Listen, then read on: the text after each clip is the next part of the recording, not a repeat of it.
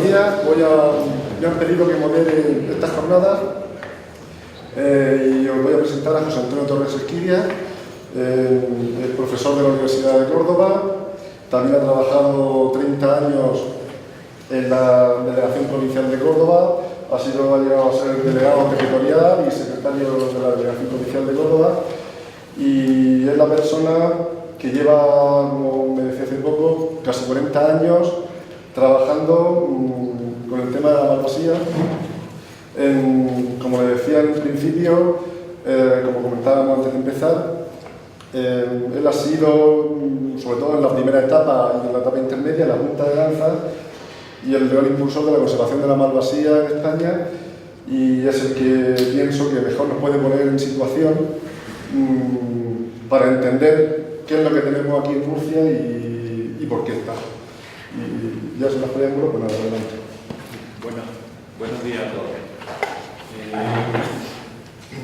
Me pidió Gustavo que se hiciera una presentación inicial un poco general, sobre todo para contarles cuál es la situación actual de la malvasía. Pero claro, para ver cuál es la situación actual de la malvasía, yo creo que es fundamental que veamos de dónde partimos, cuál es la historia hasta llegar a este momento. Así creo que seremos mucho más capaces de evaluar si estamos en un momento mejor o peor, o podemos aún mejorar más, y eso es lo que voy a hacer. De todas formas, en alguna ocasión puede ser que cuente alguna cosa que muchos de los que estáis aquí lo tenéis, por supuesto, asumido y superado, pero puede ser que otros no. También estoy abierto a que en cualquier momento me hagáis una señal y me preguntéis alguna cosa en la que no profundice. No quiero tardar mucho, no tengo una media hora, me dijiste por ahí. Sí, como 20 minutos. Y me gustaría dejar un tiempo al final, si es posible, para que me preguntéis lo que queráis. Bueno, lo primero que he puesto en esta transparencia, en esta diapositiva, es la diferencia entre el macho y la hembra. Estamos hablando de una especie en la que el dimorfismo sexual es muy marcado. Me imagino que la conocéis casi todos, pero al verla ahí, sobre todo yo creo que lo más llamativo de esta especie para los que la hemos conocido es el cambio del color que se produce en el macho, en el pico que pasa en la época de reproducción a ser de un tono de un color azul celeste que llama muchísimo la atención. Las características generales, sobre todo me interesa llamaros la atención sobre que el género al que pertenece la malvasía cabeciblanca es el género Oxiura, concretamente es la Oxiura leucocéfala, pero hay otras Oxiuras, en total son 5 especies, y es muy importante porque luego vamos a hablar de ella, la que viene en segundo lugar aquí en el género, que es la Oxiura jamaicensis, la malvasía americana o la malvasía canela, que sabéis que está muy relacionada y que creo que es de lo más importante que vamos a poder ver en esta mañana. En cuanto a la biología, que me imagino que casi todos la conocéis, yo he resumido aquí los conceptos que más me han llamado siempre la atención de esta especie, que es la malvasía llama mucho la atención porque es un bicho muy especializado, un patio muy especializado que tiene unas características muy especiales y por eso es tan delicado. Y por eso se encuentra o se ha encontrado en situaciones tan lamentables en algunos momentos, porque requiere unas condiciones muy especiales que no siempre están en esa situación disponible en la naturaleza, y cuando le falta alguna de ellas, pues tiene problemas, y problemas a veces muy gordos. Por ejemplo, el tema de, pone el último, no soporta las bajas temperaturas. Es cierto que este pato, cuando se reproduce o cuando intentan que viva todo el año en sitios muy fríos, pues lo pasa muy mal. Aquí ocurrió con la cría en cautividad en las tablas de miel, que el proyecto se vino abajo porque las temperaturas de las tablas de miel eran muy bajas en algunos años, y eso hizo que hubo que trasladar todo el proyecto a Doñana. En cuanto al origen, ahí tenéis de dónde procede. Por ahí unos mapas, que los tenéis en la siguiente transparencia, son muy esquemáticos, pero nos va a dar una idea para el que no lo sepa, dónde se originó esta especie, cómo se fue extendiendo hacia el este y hacia el oeste, cómo con las glaciaciones se trasladó la población hacia el sur, cómo en el sur se extendió también de este a oeste, cómo después de las glaciaciones una parte de la población que había bajado hacia el sur se convirtió en una especie migradora y solo iba a reproducirse al norte. En el norte nunca más hubo una especie que viviera siempre allí, sino solo iba a reproducirse, y en invierno se iba al sur. Y en el sur coincidían la población migradora y una población sedentaria que se extendía pues desde la península ibérica, el sur de la península ibérica, hasta la zona de China y la parte este. Con el paso del tiempo, arriba están los años, no sé si se ven bien, porque a principios de siglo, como luego que quiero que veáis la siguiente transparencia, cómo se va reduciendo la población, cómo se va sobre todo fragmentando, que es lo más grave, cómo va quedando una población sedentaria en la península ibérica, en la zona del norte de África, otra en la parte de Irán y una población migradora que sube a reproducirse a la República Soviética. Está más reducido, el número se va reduciendo progresivamente, como veis en el siguiente diapositivo. En cuanto a los efectivos, aquí tenéis un poco cuántos efectivos había de cada una de estas poblaciones en fechas clave. La primera a principios de siglo, que había unos 100.000 ejemplares, migradores 60.000, sedentarios unos 40.000, y en España había en ese momento unas 5.000, y cómo luego se van variando estas cifras, como en el 50 pues se van reduciendo. El momento peor para España y para la población occidental sedentaria es en el 77, cuando en España solo quedan 22 ejemplares. Se produce luego un fenómeno muy curioso, y es que en el año 2000 la población sedentaria crece, y crece sobre todo mucho por los 4.500 ejemplares que el número redondo había en España en ese momento. Y luego ya la situación del 2014, que veremos con más detalle a continuación. La evolución de los efectivos puesto en una tabla de este tipo, cómo va variando y cómo merece destacarse esa anomalía, entre comillas, que se produce entre el 77, el 2000 y el 2014 en cuanto al crecimiento de la población española. Aquí en esta se ve todavía con más detalle, porque solo está la evolución de la población sedentaria. Entonces se ve con más detalle cómo la población sedentaria oriental disminuye progresivamente, y en cambio la occidental sube y vuelve a bajar. Se produce una especie de campana de Gauss. La población mundial, ¿dónde se encuentra? ¿En qué países se encuentra? Resumidamente lo tenéis ahí. La migradora, los países donde se reproduce, donde inverna, y la población sedentaria, tanto una como otra, donde se encuentra la oriental y donde se encuentra la occidental, que permanece en este momento en España, en Argelia, en Túnez y en Marruecos.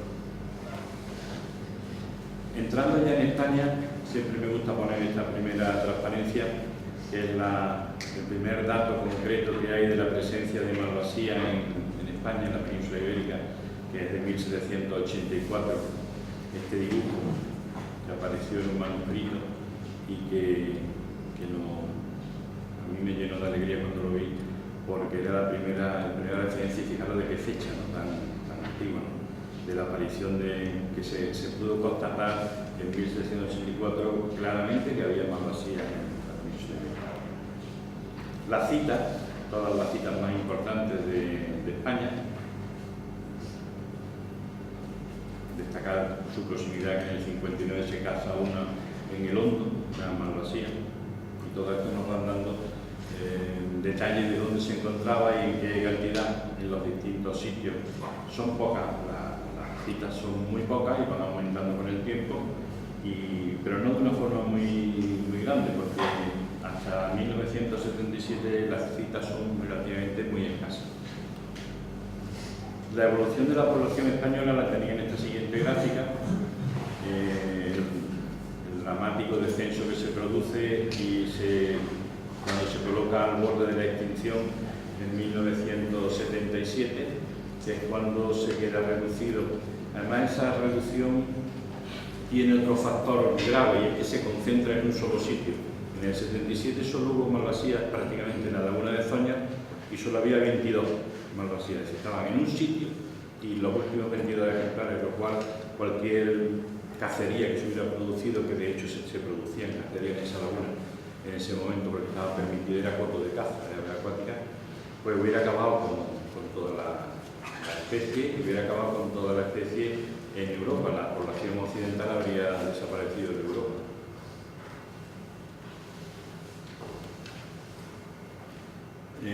Aquí tenéis las fechas, son unas fechas clave en las cuales la malvasía desaparece en el 66 de Francia, de Córcega, que es donde sobre todo estaba. En el 71 desaparece de Marruecos y en el 77 desaparece de Italia. Por tanto, de Europa solo queda ya en España. Y luego continúa en Argelia y Túnez, en ese momento solo en Argelia y Túnez, como otros puntos de reproducción y distancia de la población occidental. En esta otra gráfica se ve la evolución general. Desde el 77, los 22 ejemplares de los que he hablado, hasta la actualidad. Ahí la tenéis en general, pero la vamos a analizar un poco más. Sobre todo, en la primera fase ha ido creciendo hasta el año 2000, y en esta gráfica de aquí me he centrado en poner un poco más detalle la evolución, y ya vamos entrando para llegar a ver cómo está en este momento, en lo que ha pasado desde el 2000 hasta el 2013. En el 2000 hubo un aumento muy significativo, los 4.500 ejemplares que se censaron en ese año en los censos coordinados, y luego, después, en el 2001 ya se produjo una reducción, y veis que desde el 2001 hasta ahora ha permanecido una fluctuación que le ha llevado a estar muy cerca de los 2.500, entre 2.000 y 2.500 ejemplares, aunque en alguna ocasión han bajado, pero se produce una fluctuación que coincide en muchas ocasiones con años posteriores a años de mucha lluvia. Lo tenemos más analizado en detalle, aunque no me he traído aquí los datos. En la siguiente gráfica, que son mapas, voy a poneros cómo fue aumentando los lugares de reproducción. En el 77 se reprodujo solo en Córdoba, para que hagáis una idea de cómo fue colonizando provincias donde antes había estado, y que en el 77 quedó reducida a Córdoba, como en el 85 ya se reproducía en buena parte de Andalucía, como en el 88, además de otras provincias de Andalucía, también lo hizo ya en Castilla-La Mancha, luego ya pasa también a la zona de Valencia. En el 90, en el 2000 aumentan más las provincias, en el 2008, y como la evolución resumida a los años clave del proceso. Es decir, 2001, en el principio de siglo, que son los estimados 5.000 ejemplares, como va reduciéndose hasta el 77, los 4.500 del 2000, y luego las fluctuaciones del 2013, que es un poco la situación en la que nos encontramos en este momento. Luego llevamos un control con los censos coordinados que nos permite saber los lugares donde todos los años se reproduce la malvasía, y cómo este número de lugares ha ido aumentando progresivamente, cómo ha habido algunos que se abandonan y otros que se van colonizando nuevos. Eso da una idea de la fuerza que tiene esta especie en cuanto a colonizar nuevos lugares, y todos los años aparecen nuevos lugares de reproducción. También es verdad que algunos se abandonan, pero tiene capacidad, sigue teniendo capacidad, y sigue habiendo lugares todos los años que se ponen a disposición de ella, es decir, que se encuentran en buenas condiciones, porque si la malvasía se reproduce en algún lugar, es que ese lugar reúne unas características ecológicas muy especiales, y que son como el marchamo de buena calidad de su agua y de su orilla y demás. Entonces, es muy halagüeño ver que todos los años se producen nuevos lugares y cómo estos lugares van aumentando en el tiempo año tras año. En esta otra gráfica también sacado de esos datos el número de humedales, el número de provincias. Las provincias se mantienen estables, pero como decía antes, el número de humedales va aumentando y fluctuando año tras año, pero siempre en crecimiento. Número de hembras y número de pollos nacidos en este otro gráfico. El número de hembras, en este caso, reproductoras con éxito, son las hembras que se logran reproducir cada año. Hembras con capacidad reproductora habrá más, pero las que logran reproducir son las que aquí están reflejadas en esta gráfica.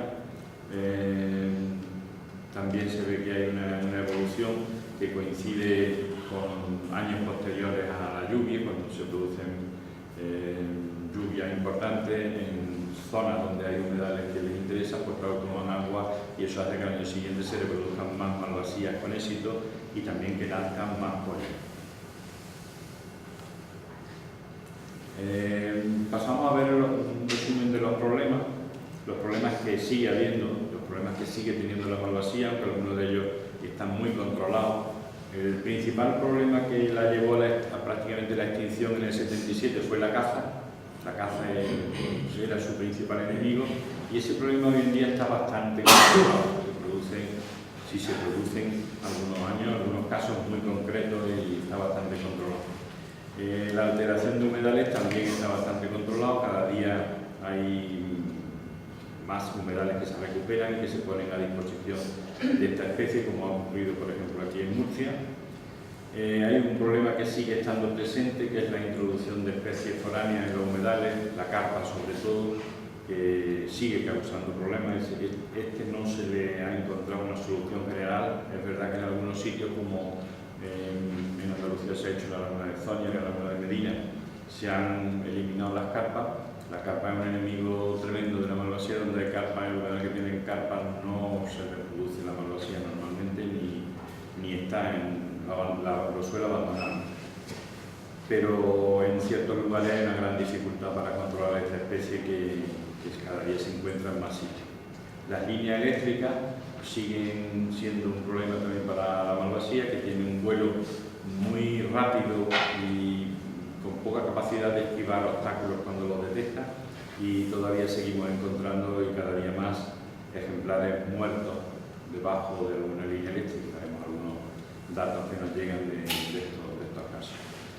Y como último problema sin resolver todavía es el de la malvasía canela, en el cual me gustaría extenderme un poquito más. En este siguiente diapositiva resumo un poco las características de la malvasía canela, la americana y la malvasía cabeciblanca, aunque me imagino que casi todos las conocéis. Lo más importante es que la malvasía canela es muy común y la malvasía cabeciblanca, como sabéis, no es nada común y es muy delicada, con mucha exigencia ecológica. El problema que se plantea con la malvasía, que se le plantea a la malvasía cabeciblanca con la malvasía canela, es que la malvasía canela se trae a la zona donde la malvasía cabeciblanca se reproducía y estaba. Se rompe la barrera geográfica que separaba estas dos especies al traerse aquí. ¿Cuándo se trae? En 1948 se importan desde Estados Unidos al Reino Unido una serie de parejas con la intención de criarlas en cautividad. Los ingleses, sabéis que son muy aficionados a reproducir especies en cautividad, en hacer unos parques donde se tienen. Lo consiguen, se reproducen, pero también es verdad que, como la malvasía canela es un pato muy común y se adapta a todos los ambientes y se reproduce con gran facilidad, se reproduce mucho y se producen los primeros escapes y se logra reproducir con éxito en Inglaterra, en unas humedales de allí, sin ningún problema, y empieza a colonizar otros países, no solo el Reino Unido, sino que se empieza a ver en el 65, ya se empieza a ver en Suecia, y después de ella empieza a verse para otros países, donde también logra a veces reproducirse. En Francia en el 74 se produce la primera observación, el 81 en Suiza, Y el 83 el problema se agrava porque se ve en España y coincide con la Oxiura leucocéfala. Es decir, las dos especies se han roto la barrera geográfica, dos especies que se estaban reproduciendo como tal, como especie, se mezclan. Y al juntarse, como os decía, se ven juntas el 83 la primera vez. Bueno, la primera observación se produce en España en el 83, en Tarragona. La primera observación junta, que es la más llamativa, se produjo en el 86 en Córdoba. Tuve oportunidad de localizarla personalmente en el embalse de Malpasillo en Córdoba, y además se observó un comportamiento muy peligroso porque era un macho de canela acosando a una hembra, logró copular con ella incluso, y claro, el problema estaba ahí. Enseguida decidimos eliminar a la malvasía canela y se hizo en el año 89. Luego, en el 90, pues se logró el primer acuerdo nacional de eliminación de la malvasía canela, en el cual también se llevó, teniendo en cuenta que en el 90 ya el número de malvasías era bastante grande, bastante alto, se llegó incluso a la conclusión de que había que eliminar en los casos de duda, porque identificar a un híbrido de malvasías no es fácil, muchos de los que estáis aquí presentes lo sabéis, y en ese acuerdo nacional se decidió que también se eliminarían los casos de duda, porque aunque metiéramos la pata no pasaba nada, había muchas y era mejor tener la completa seguridad de no dejar ningún individuo de ese tipo vivo. En el 91 se produjo la primera observación de un híbrido que se elimina. En el 92 nidifica en España la Jamaicensis, logró reproducirse aquí por primera vez en el 92. En el 93 se produjo una reunión muy importante internacional en Arundel, en el Reino Unido, donde se acordó y se consiguió que el Reino Unido tomara medidas, porque estábamos todos convencidos que si no se tomaban medidas en el núcleo donde estaba el problema, porque había en ese momento casi 5.000 malvasías canelas sueltas en distintos humedales allí, si no se controlaban allí, por mucho que las estuviéramos esperando aquí, pues nos íbamos a desangrar, entre comillas, esperando la llegada de todos los inviernos. Luego hubo una segunda reunión en Córdoba en el 94, donde se confirmaron varios de los acuerdos de Arundel y también se llegaron a otros más importantes. Se consiguió implicar a más países como Francia, Bélgica, para que también ellos hicieran eliminaciones de los ejemplares que se encontraban en sus humedales, nos ayudaran a separar lo máximo posible de la península ibérica a la malvasía canela. En el 96 se produce otro hecho que nos complica mucho la vida, que es la presencia, se detecta Oxiura jamaicensis en Marruecos, por lo cual está claro, había pasado a Marruecos y desde allí podía venir de nuevo. Y además en Marruecos, con gran problema, porque no podíamos actuar allí con facilidad, aunque hay una ventaja. En Marruecos todas las aves acuáticas acaban pasando por las armas, son pasadas por las armas y acaban muriendo, unas y otras, tanto la jamaicensis como la leucocéfala, y quizás por eso el problema allí no ha llegado a causarnos graves trastornos. En el 2000 se crea un equipo nacional de control de la Oxiura jamaicensis, y a partir del 2010 se desaparece este equipo nacional y se produce se traspasa la capacidad de controlar a la malvasía jamaicensis a las distintas comunidades autónomas, que lo hacen cada una de ellas en su ámbito local. Los datos de malvasía canela, también aquí he resumido los más importantes, que se confirma su reproducción en 6 países, la presencia en 20. Los países donde se reproducen son los que vienen después, donde se confirma que se han reproducido. Hay más de 1000 registros confirmados, y en el Reino Unido, como os digo, en aquel tiempo había unos 5.000 ejemplares que han sido la fuente de todo este problema. Las primeras eliminaciones en los distintos países europeos las tenéis ahí, los años en los que se producen.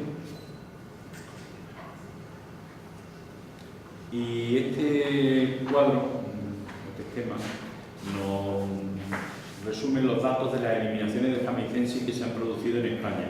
En rojo están los ejemplares puros que se han matado cada año en España y en azul están los híbridos. Como veis, al principio eran puros, pero en el año, por ejemplo, 99 fueron sobre todo híbridos lo que se eliminó. Se produjo, sobre todo porque se produjo nidificación y hubo más contacto entre una y otra población.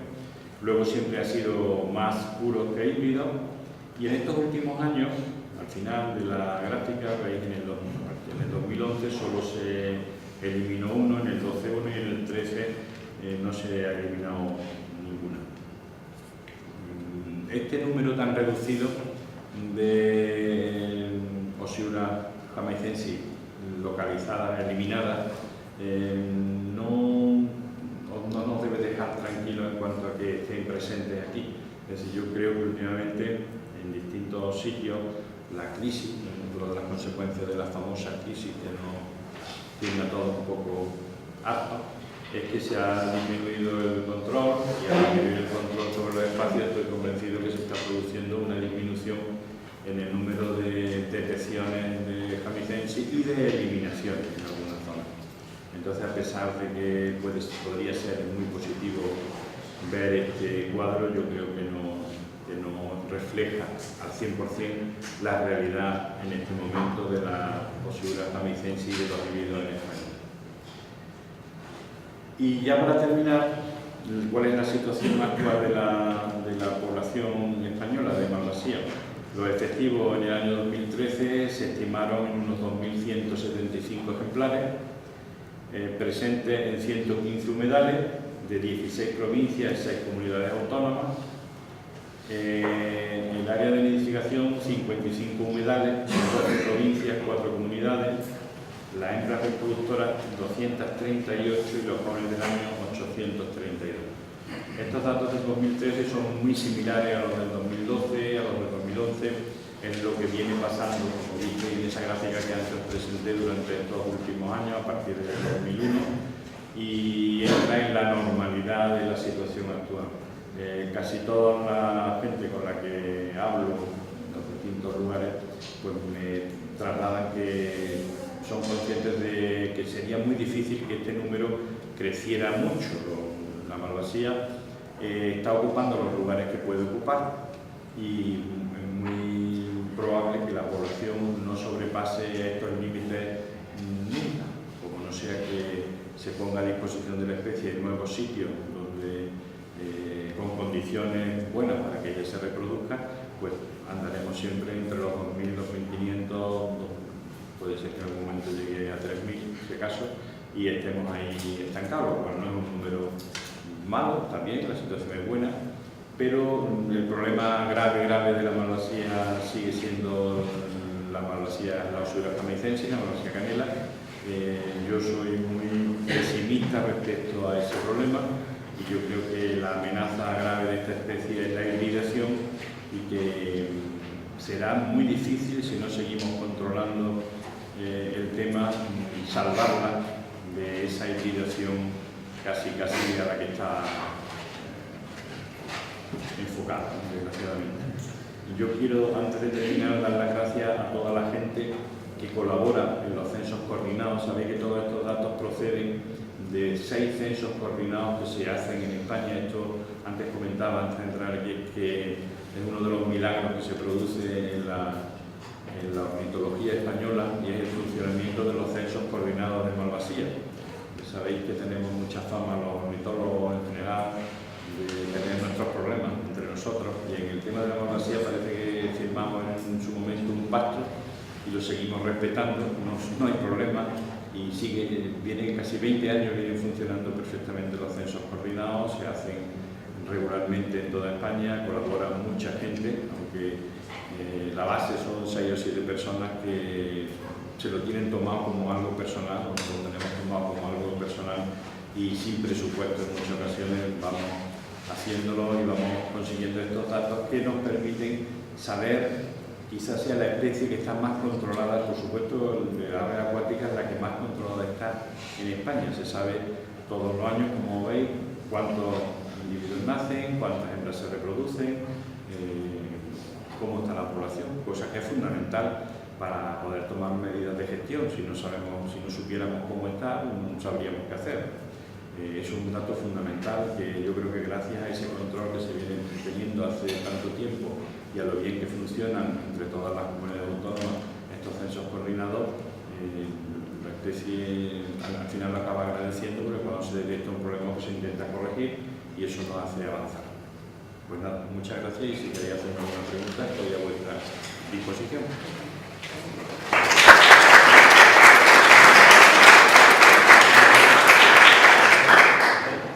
Muchas gracias por tu exposición, y vamos a intentar ir un poquito rápidos. De todas formas, abrimos una ronda de preguntas, si puede ser breve, pues adelante. ¿Alguna cuestión? Sí, una preguntilla rápida. Decía que era muy difícil saber distinguir una malvasía híbrida, la canela con la blanca. ¿Cuál sería una característica especial a lo mejor a la hora de detectarlo? ¿Puede decir? Hombre, son muchas características para el especialista que trasladarlas a nivel de gente poco experimentada sería difícil, ¿no? Pero bueno, también depende de cómo. En vista general, algo que se llama mucho la atención es el obispillo blanco. Cuando tienen un obispillo blanco pues hay que empezar a sospechar, y luego ya cuando se tiene una óptica, que hay que llevar un telescopio bueno para poder detectar la cabeza, y en la cabeza la forma del pico, sobre todo un detalle fundamental. También depende de la época del año. Según el momento del año que sea, es más fácil o más complicado el detectarla, pero la forma del pico es quizá lo más claro. También aspecto del colorido, y ya en el caso de los híbridos, evidentemente tiene que ser un especialista importante. De hecho, en el equipo que había antes de control, pues había un experto que se le llamaba para que fuera a confirmar lo que alguien había puesto en duda, ¿no? Es complicado, reconozco que es complicado. Sí, apuntando un poco más lo que decía, se hizo una guía, una pequeña publicación, no sé si la conocéis, para precisamente ayudar a distinguir entre híbridos y canelas y blancas. Eso yo creo que está en internet, que se puede descargar. Sí. No sé exactamente la web. Si alguien está interesado, yo tengo también ejemplares de eso, pero puede pedir y con mucho gusto se lo mando. Preguntarte una curiosidad. Has hablado de unas cifras de principio del siglo XX, con unas estimaciones, entiendo, pero me has dado la fuente. Yo tenía curiosidad por saber la fuente de esas estimaciones.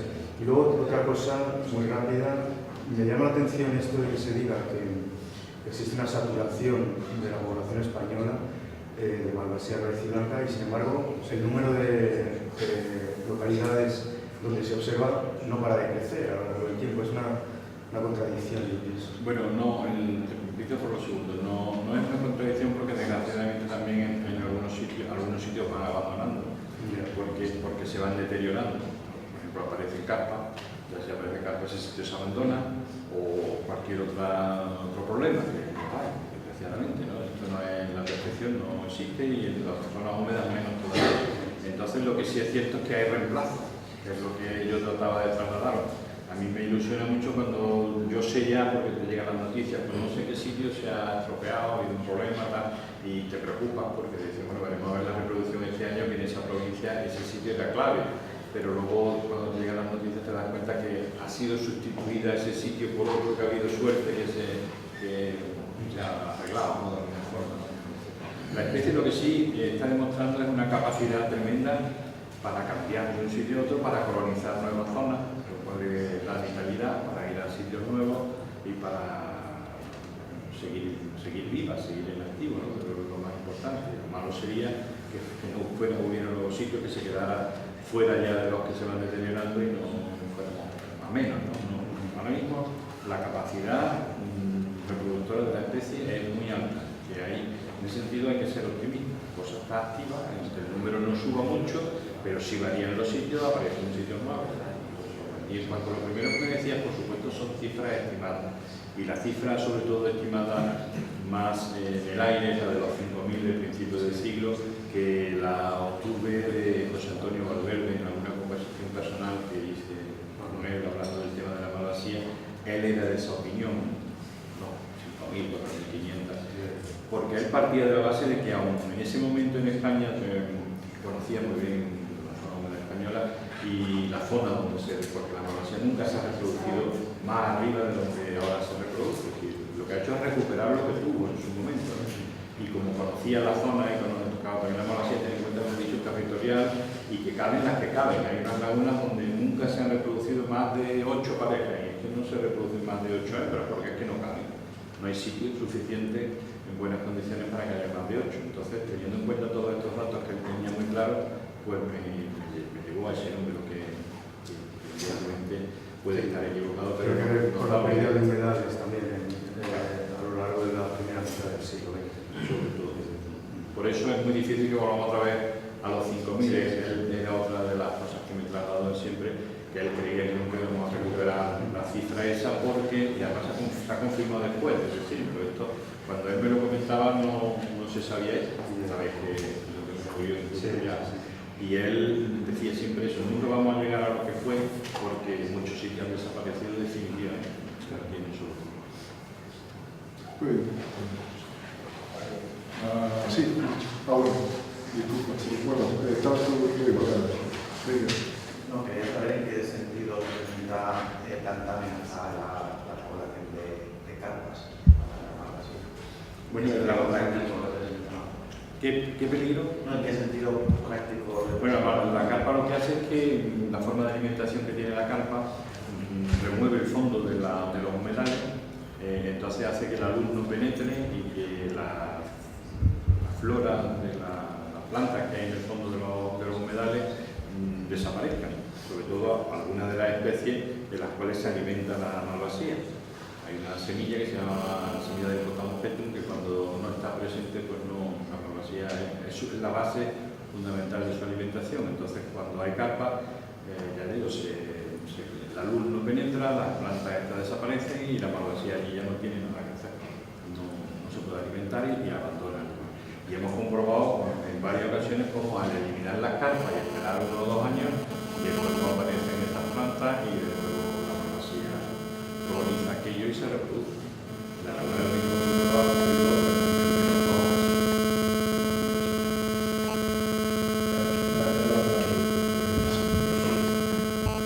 Bueno, pues nada, muchísimas gracias, José Antonio, y pasamos a la siguiente comunicación.